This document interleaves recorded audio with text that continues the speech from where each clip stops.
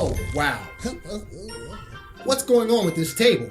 Well, I was doing my taxes, but then I saw how small my refund was. So, what are you doing now? I'm giving up on my taxes. I've worked and I've worked, but I've just got to pay too much. I tried withholding more, but then the government just holds my money all year. I tried not making as much money, but that didn't work either. No matter what I do, I have to pay the government too much. It's not fair. Well, that's a whole different story. Whether or not it's fair, you're definitely getting what you paid for. The Nonpartisan Congressional Budget Office estimates that 60% of Americans get more than they pay in taxes, mostly poor people like you. Now, if that's hard to believe, think of it this way.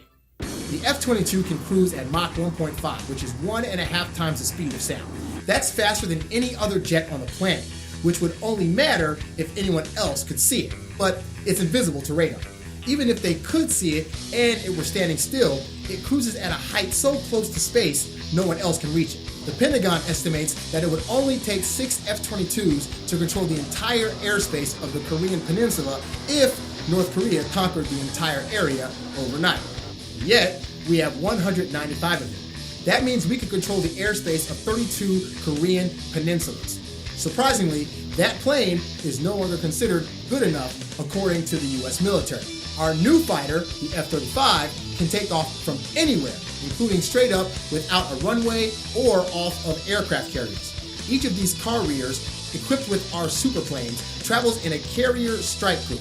We have 10 strike groups, each of which is as powerful as any other country's entire navy. So, we have 10 carrier strike groups powerful enough to be their own navy, equipped with planes so advanced that we scrapped the fighter jets that fought aliens in Independence Day and the SR-71 Blackbird that flew the X-Men to fight Magneto in movies about mutant superheroes. We rarely use those carriers though, because in Iraq, it was just easier to take off in Missouri, fly to the Middle East, and come back than it was to move an aircraft carrier over. Your tax dollars are buying science fiction. Science fiction is expensive. Each of those carriers strike groups costs $6.5 million per day to operate. Yikes, that's too much money. Besides, I'm a pacifist. I don't want to pay for the military. Well, in fairness, each carrier group only costs $8 per American per year on average, and only when they're active. But military spending isn't just about war. In fact, the military also created GPS and the internet. Although, if you don't want to pay for the military, you don't have to.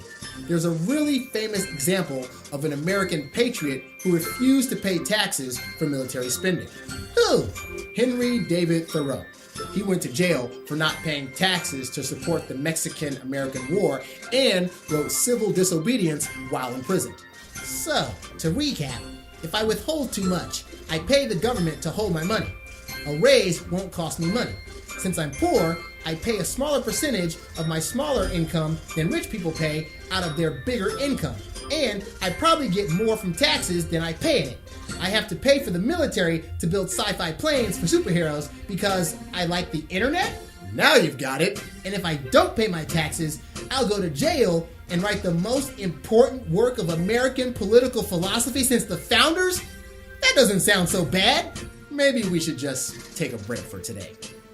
Brought to you by your credit union.